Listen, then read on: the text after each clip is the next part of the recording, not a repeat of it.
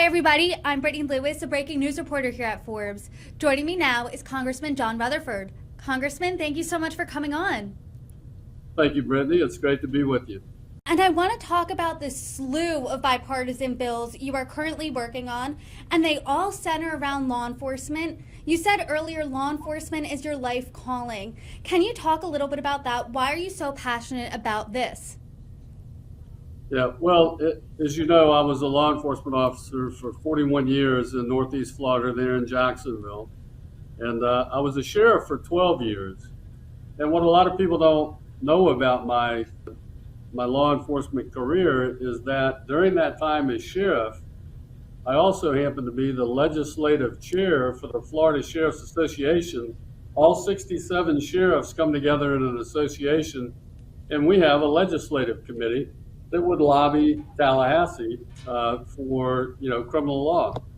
And so I wound up chairing that committee for 9 years of my 12 years as sheriff, because we had some tremendous success. And I'll share a quick story with you because it's really kind of funny, and it really informs how I've decided to do business here in DC. And that is, so as a new sheriff in 2003, the first thing that I wanted to do was, I was just appalled at the number of severely mentally ill and severely addicted that we had in our jails that really needed treatment. They did not need incarceration, they needed treatment. Yet they're sitting in our jails because we didn't have community services for them. And so I drafted a bill that would move these people out of the criminal justice system and into community treatment wherever we could find it. And so I took this bill to the Florida Sheriff's Association Legislative Committee and tried to get it on the agenda for that year's legislative session. And since I was the new guy, it's like, well, sorry, John, no room on the agenda, So I said, well, look, I've got a great bill. It's going to save lives. It's going to save money. I'll run it on my own. I don't need your help, because I knew I had a great bill. And so I ran that bill and it failed. And I tell people now, I was so naive back then, I thought bills actually passed on their merit. Why did the bill fail? Well, that's what I asked myself. Why did a great bill like this fail? And the reason was, Brittany, I didn't have the relationships in Tallahassee to get that bill passed. I had the relationships back home. I had all the networks back home, but I didn't have them in Tallahassee. So I spent the next year traveling the state of Florida, spending a whole lot of time in Tallahassee, talking to the not just the members there, but even more importantly, I think their staff, and really telling people what this bill was all about. I think I hit every newspaper, editorial board. Thankfully, the Florida sheriff in Jacksonville, we had an airplane, so I was able to fly around and get all this done. And so the next year, I go back to Ocala for the Florida Sheriff's Legislative Committee meeting, try to get my bill on the agenda again. Still, sorry, no room. So I said, well, look, let me run it again. I didn't get in your way last time. Let me just do my own thing. And they're like, okay. Well, that bill flew through the House, flew through the Senate. Jeb Bush signed it into law. And when that session was over, the executive director for the Florida Sheriffs came to me and he said, hey, John, the legislative committee just elected you chairman. And I'm like, oh, okay. I didn't know I was running. But I got elected legislative chairman for the Florida Sheriffs Association. And we had such success. It was really all because of those relationships that I had spent over a year building. And so I realized that not only do you have to have a bill with merit, but you've got to have those relationships to get a bill passed. And so the challenge was when I came to Washington, D.C., I run into this partisanship that is just horrible. I mean, the whole system is built to keep us apart, it seems like. And so, in fact, one of the very first experiences I had up here, I wasn't even in office yet. And a fellow says, well, come on, I'll take you to the Capitol Hill Club for lunch. So we go downstairs, and I didn't know what the Capitol Hill Club was. So we go downstairs, but when I get my menu, it doesn't say CHC on it, it says RCHC. So I'm like, damn, what's the R for? And he looked at me like I had three heads. And he said, Republican. And I said, Republican? And I look around this restaurant and I'm like, are you telling me there's no Democrats in here? He's like, hell no, John, they got their place 4 blocks that way. And that was kind of my introduction to Washington, D.C. and the partisanship and the way it's designed almost to keep us apart. That's really interesting you say that, because that sounds like, at the end of the day, put politics aside, you still want to eat with people on both sides of the aisle. And something that's really heartening about all of the legislation we're about to talk about is that it is bipartisan. And especially with a topic like law enforcement, because within the past few years, both sides of the aisle have accused the other of wanting to defund the police. So why do you think you have been able to find common ground with Democrats when it comes to these issues? Yeah, I'll tell you, Brittany, that's not been by chance. When I was sitting there with Dan in the Capitol Hill Club, I was aghast. What even concerned me more was he thought nothing of it. He didn't think it was a big deal. I thought it was horrible. And so I made up my mind at that point, I've got to find ways to reach across the aisle. And one of the ways that I came up with was I have not introduced a single bill that I wasn't able to get a Democrat to be a primary, not just a co-sponsor, but a primary co-sponsor.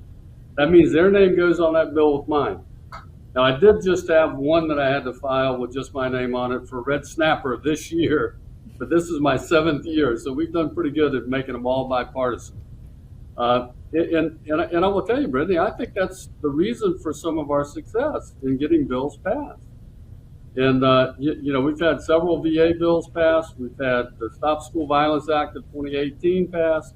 We've had some really good legislative success, and I think it's because of this strategy of, number one, always having a primary co-sponsor. So that bill no longer is my bill. That's the Rutherford Gottheimer bill. Josh Gottheimer has been on several with me. He's a Democrat, great guy. And so through that process, we built some good relationships across the aisle. The other thing is, I ran across this caucus that's in D.C. Now, it's not very big. There's only about 30 some odd members, but it's an even balance of Republicans and Democrats. It's called the Bipartisan Working Group. We meet once a week when we're in session, and we focus on things that are always of a bipartisan nature, which law enforcement and crime obviously is. And so we work on that. We work on a lot of infrastructure, things like surprise medical billing. It doesn't matter if you're a Democrat or a Republican patient. If you're getting this surprise medical billing, you've got a problem. And so those are the kind of things that we work on through that process. Before we dive into the acts specifically in the legislation, I'm curious right now, as of now, are you getting lunch with Democrats? Yes, we still meet with the bipartisan working group every week. I've got a lot of good Democrat friends. We actually have more cigars together than we do lunch, but that's even better, I think. Well, that's really heartening to hear, but let's get started with the Homes for Every Local Protector, Educator, and Responder Act, also known as the Helper Act. Can you break it down for us? Right. Well, what this does, Brittany, is one of the things that I learned as a law enforcement officer, you want your agency to reflect the people that live in that community. And so there are a lot of communities throughout this country where the officers struggle to be able to afford to live in the communities that they patrol and they protect. And so what the Helper Act does is it's kind of an FHA extension. They can get into a home, first-time homeowner. They can get into that home for no money down, a 3 to 3.6% mortgage interest paid up front, and then no mortgage interest after that. And so it makes homes more affordable for our first responders. And does this impact homes throughout the country, or is this targeted community by community? No, this is through the FHA, so it is across the entire United States. This is truly a countrywide effort. And this impacts what types of people? I know teachers, paramedics, who else? Right, police officers. Those are the ones that really should live in the communities that they work in because of the type of work that they do. You don't want law enforcement officers coming in from outside jurisdictions that patrol and enforce the law in a community that they don't live in. It's much better if they live in that community, they have a vested interest in that community, and that's why the Helper Act was brought along. You also reintroduced the Protect and Serve Act, and you've said before that this act will, quote, ensure those who violently target law enforcement officers are brought to justice. Can you explain what that looks like? Yeah, exactly. Brittany, this is, my message to the community is the criminal elements out there. If you want to target the police, this Congress is going to target you. Look, we had 331 assaults on police in 2022. 89 of those were ambush-style attacks on police officers. A lot of this has been brought on because of the anti-police rhetoric that's been out there in the community for the last couple of years, the attacks on police, and now, I think it emboldens the criminal element to think that they can go after the police. Well, I got news for them. I'm going to come after you if you come after these officers who are out there doing their job. So if you attack one and injure them, you're going to look at a minimum mandatory 10-year sentence from the federal charge, not regardless of whatever you get at the state level. At the federal level, we're going to give you a 10-year minimum mandatory. And then also, if you kill or kidnap an officer, you're looking at a federal charge of minimum mandatory life. You've noted before that this has passed with broad support in Congress back in 2018.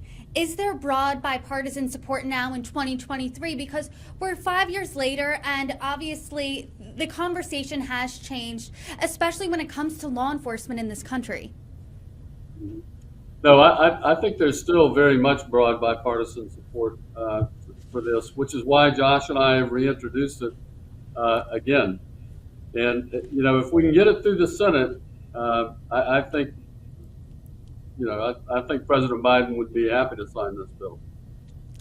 Let's move on to the Invest to Protect Act. I'm going to quote what you've said about it before. The Invest to Protect Act will make critical investments in smaller police departments, those with fewer than 200 sworn officers, that will help with recruitment, retention, mental health, support, and officer training.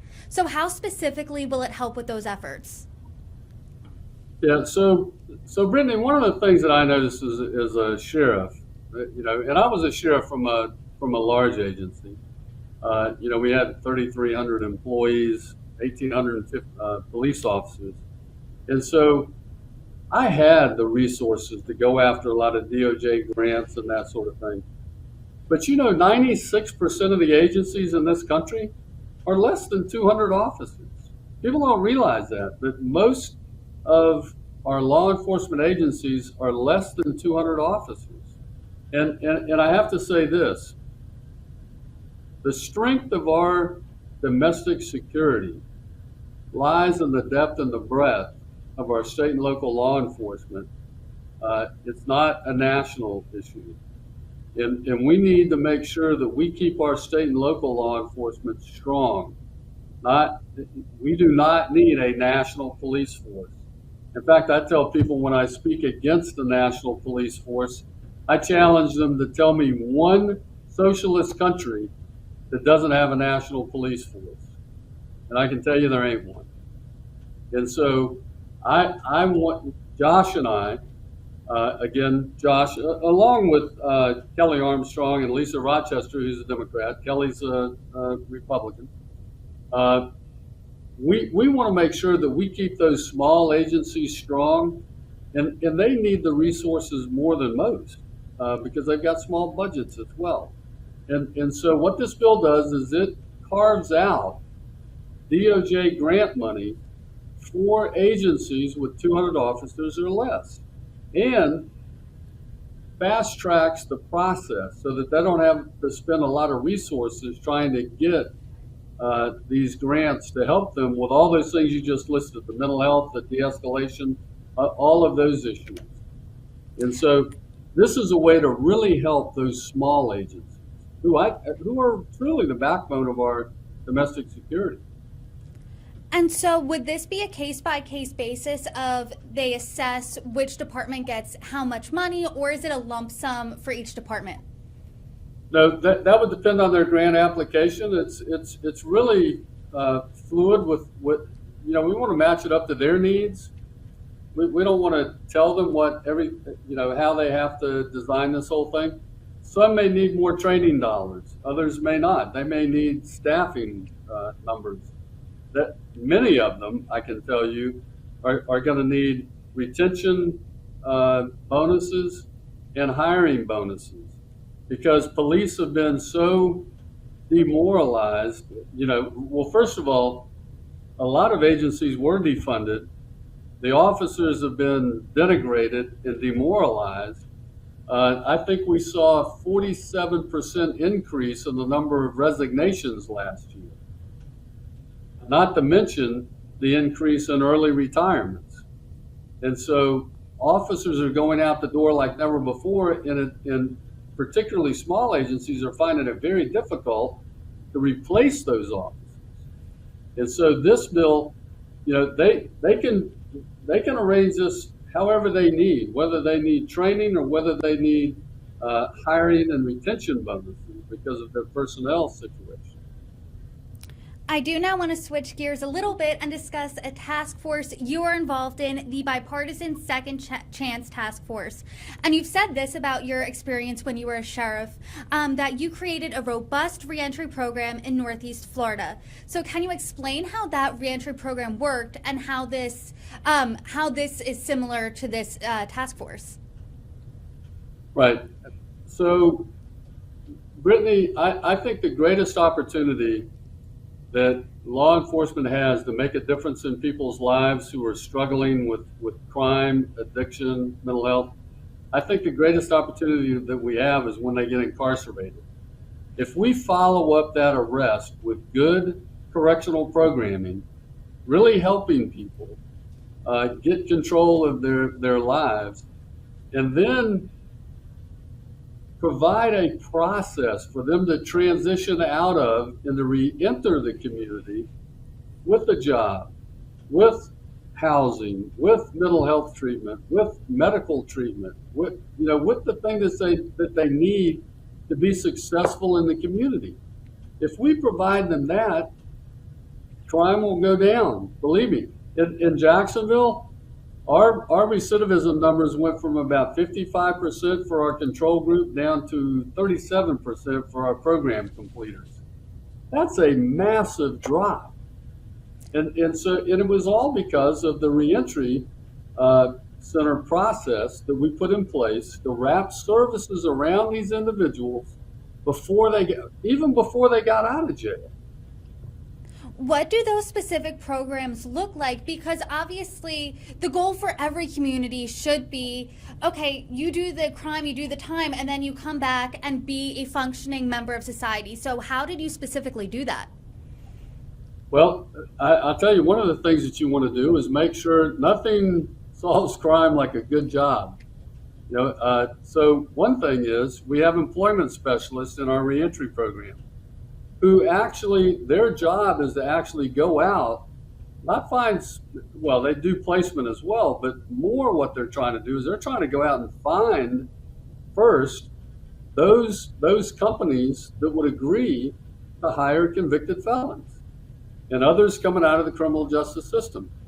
And so we get those people on board, and then we do the placements into those businesses. And I'll tell you what's amazing. The businesses that come on and into this program and start hiring these individuals, they become our best salespeople for the program with other businesses. And so the employment is a big piece. Housing is obviously a big piece. So we have different ways that we work with affordable housing, making affordable housing available to these groups.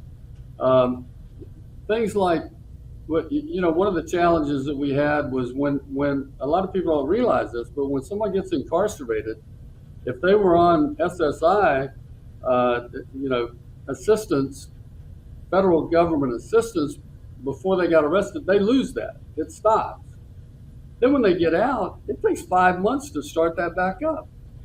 And so what we did was we started reapplying for them, helping them to reapply before they got out. So that when they got out, we had those resources to help them with their housing. You have to help them with their medical. Because if they've got, maybe they have mental health issues, for example, you want them in treatment. If you have addiction issues, we want that solved. I had one of the best in-jail drug treatment programs in the country. It's called Matrix House, still running, 365-bed facility that was a full-scale therapeutic model community. It wasn't about punishment. It was about treatment. And I can tell you, Brittany, this is, a lot of people look at these things and they go, oh, well, that's soft on crime. No, hell no. This is not soft on crime. This is smart on crime.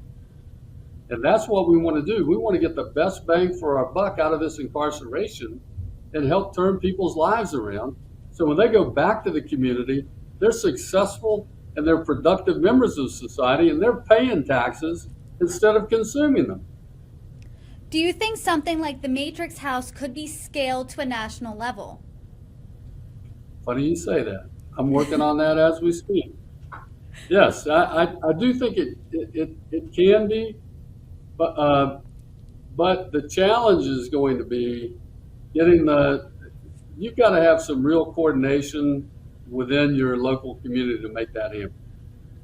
And so, I built those, that was part of building those relationships and networks back home. And I was able to utilize those to get that done and build a really, really robust reentry program. And I will tell you, I tell people, if you're going to fight crime, you have to use the whole pie. I call it PIE. You have to use the pie.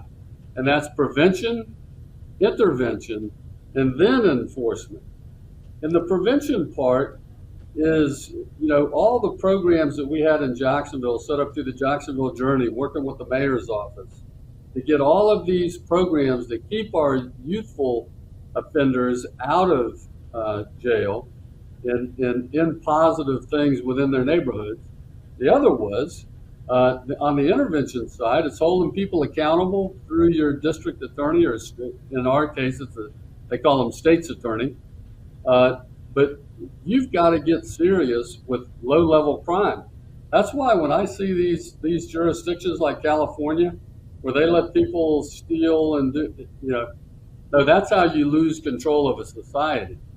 You're not helping anybody. You're hurting everyone.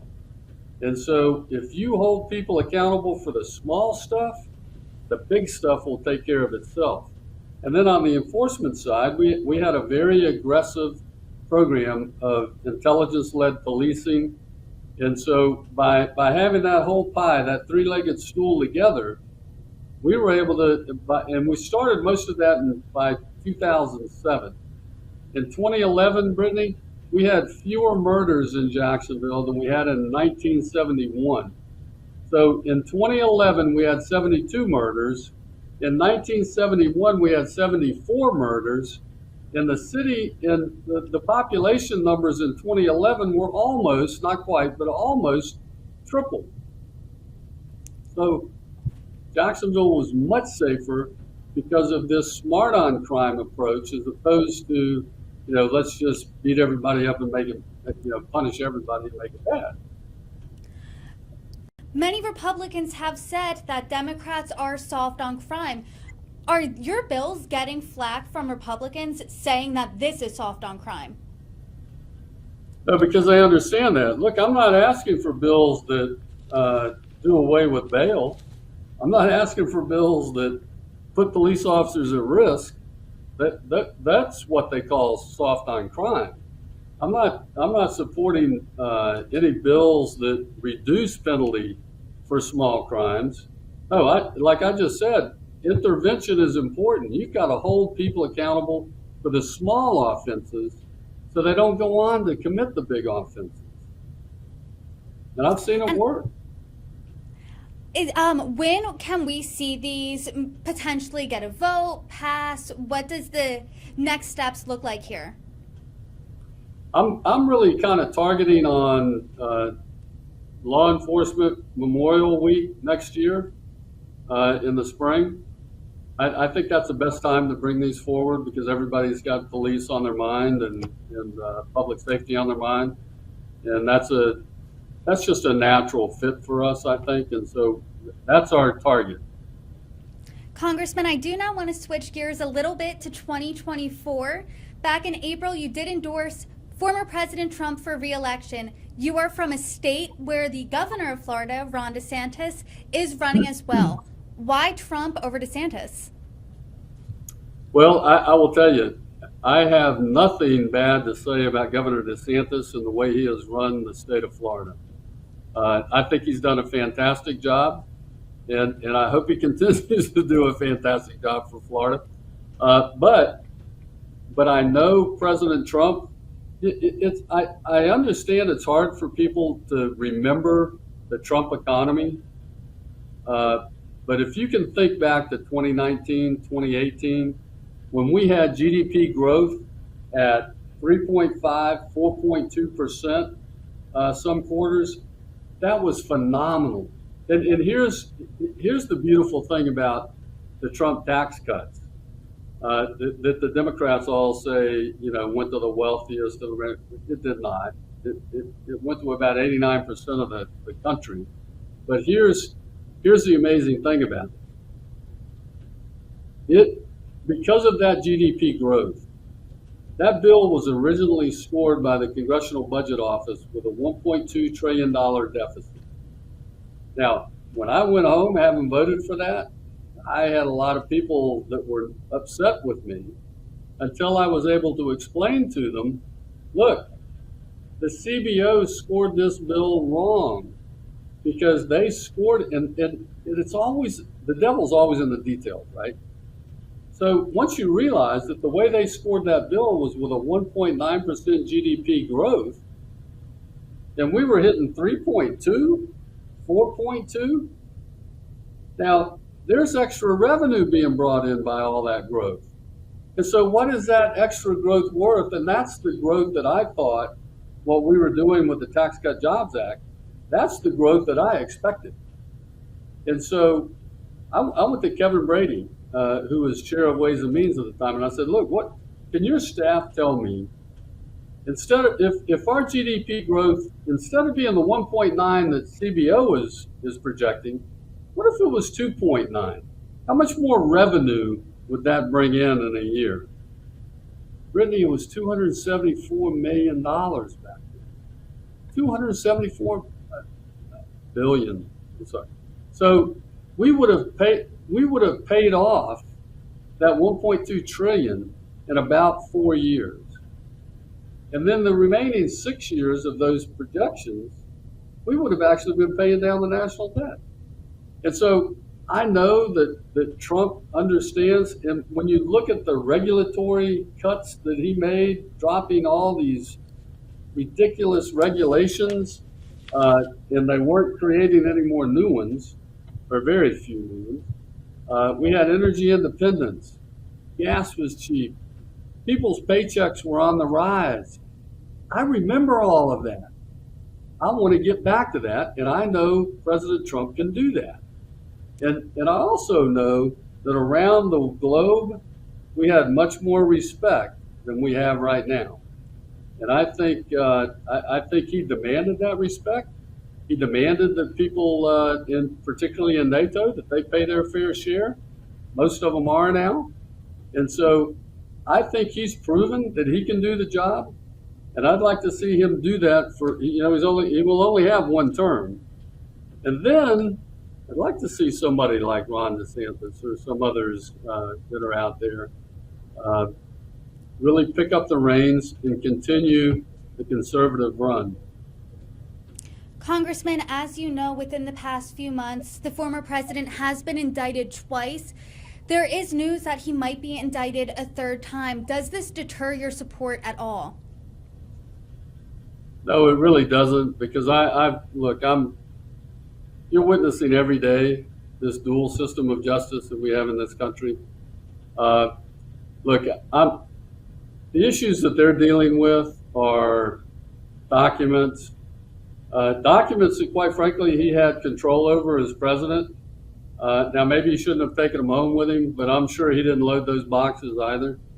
So I'm willing to accept a little more of that than I am $17 million coming from Burisma, or,